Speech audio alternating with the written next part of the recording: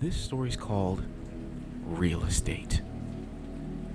I had made a name for myself in Miami's cutthroat real estate market, known for selling luxury properties with ease.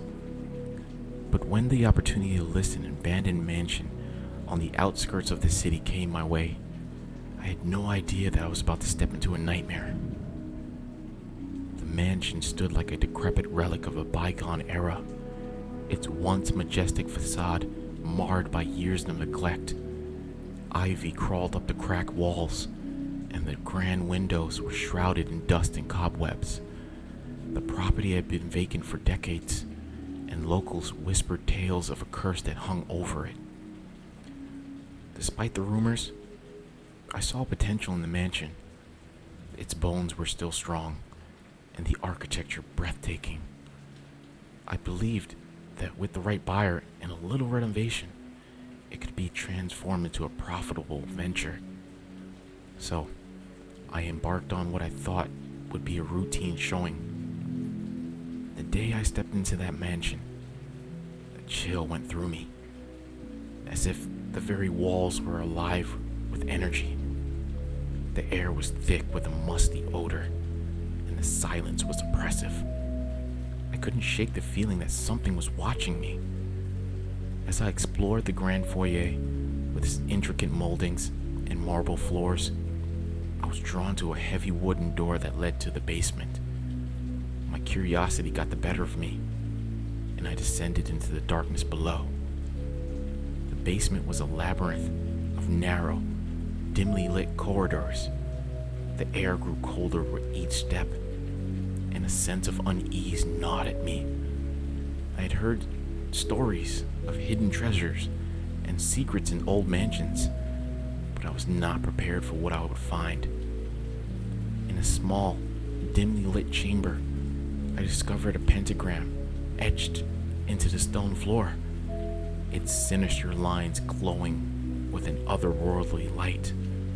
I recoiled in shock, my heart pounding as I realized the true nature of the mansion's dark history.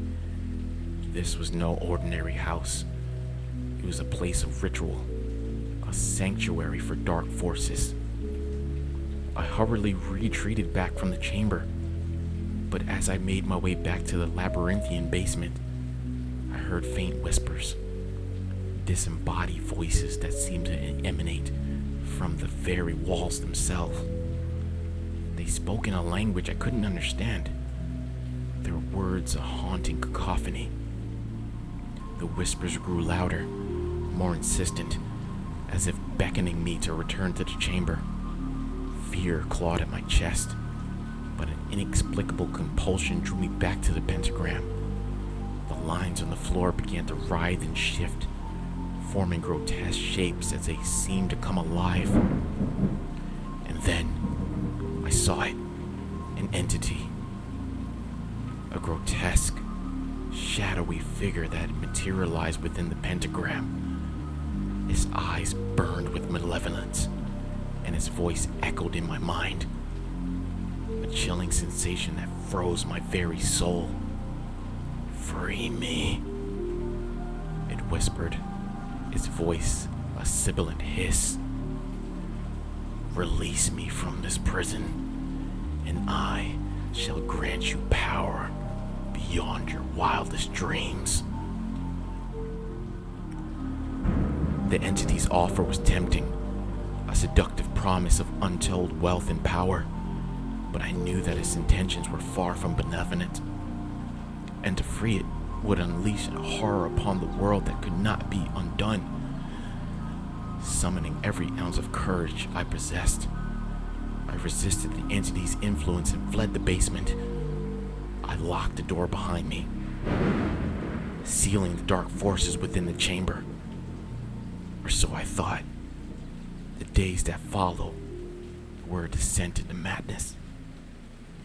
I could no longer escape the fleeing feeling of being watched. God, of a malevolent presence lurking just beyond my vision. Sleep became elusive, my nights plagued by vivid nightmares of the entity breaking free from its prison. desperation drove me to seek answers. I delved into the mansion's history, uncovering a disturbing tale of a wealthy family who had dabbled into the occult, making dark pacts to gain power and wealth. It was said that their thirst for power had led to their downfall, and that their souls were ever bound to the mansion. I knew that I had to rid the mansion of its curse, to break the entity's hold and free myself from this sinister influence. Armed with knowledge, I returned to the basement, determined to confront the entity once and for all. As I stood before the pentagram, I recited an incantation, a chant I discovered in my research, a chant meant to bind the entity and seal it away forever. The air grew thick with tension as I spoke the words, my voice trembling with a mixture of fear and determination. The entity emerged from the pentagram, its shadowy form writhing and contorting in fury. It lashed out with dark tendrils, but I stood my ground, continuing the incantation with unwavering resolve.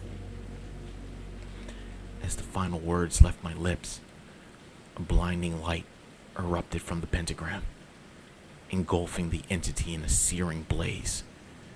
It screamed in agony, its form dissolving into nothingness, until all that remained was a fading echo. The pentagram's glow receded, leaving the chamber in darkness once more. The malevolent presence had been vanquished, the curse broken. I had succeeded in freeing the mansion from its demonic secret. But the price of my victory was steep. The ordeal had taken a toll on my sanity, leaving me haunted by the memories of the entity's dark influence. I knew I could never sell the mansion. That sinister history would forever stain its walls.